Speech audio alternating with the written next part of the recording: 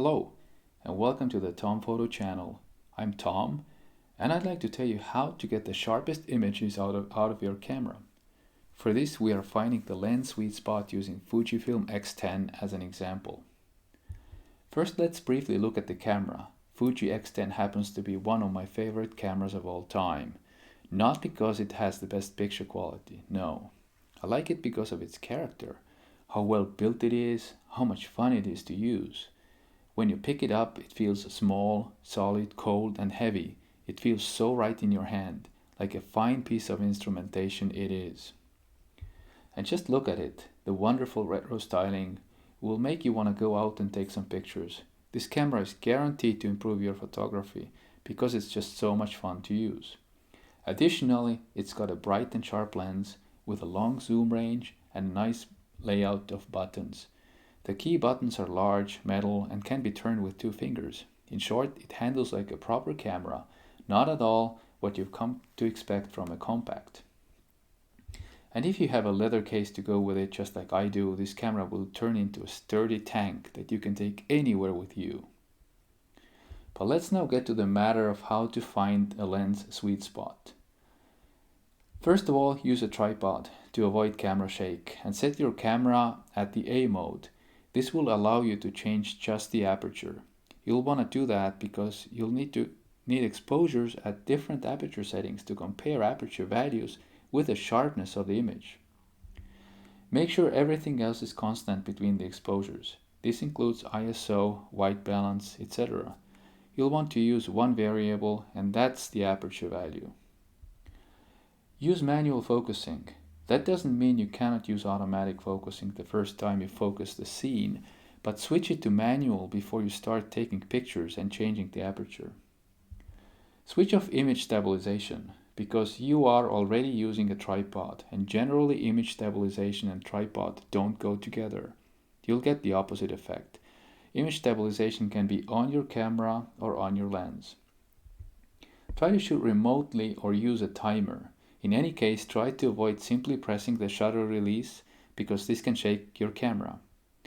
If you're really worried and have this option available to you, you may even want to try to switch your camera to electronic shutter.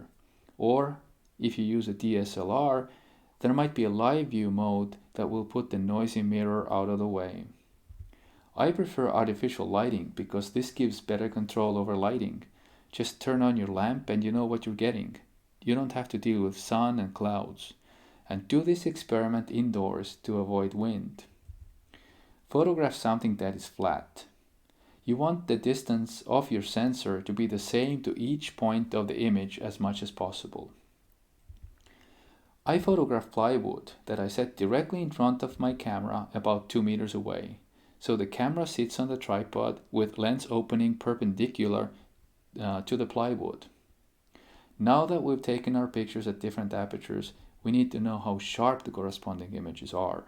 For this, I'm using Laplacian method. This slide has lots of math, but the simple idea is that we are measuring the intensity differences between the neighboring pixels. I used this Python script to conduct the sharpness measurements. I got it from the internet and rewrote it a bit to meet my exact needs. It will make a table for all the images in your current folder. You'll have the name of each image and the sharpness value behind it. It's that simple. You can download this script from my website. Link is at the end of my video and also underneath the video. The way you run it is as follows. Put the script text in a simple text file and give it a name. Place this file in the folder where the photos are. Now navigate to that folder using your terminal and type Python plus the file name and hit enter.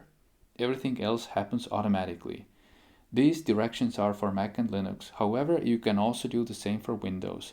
The syntax is a little bit different, and I don't know if you have Windows, if Windows has Python installed by default. I'll have to investigate that.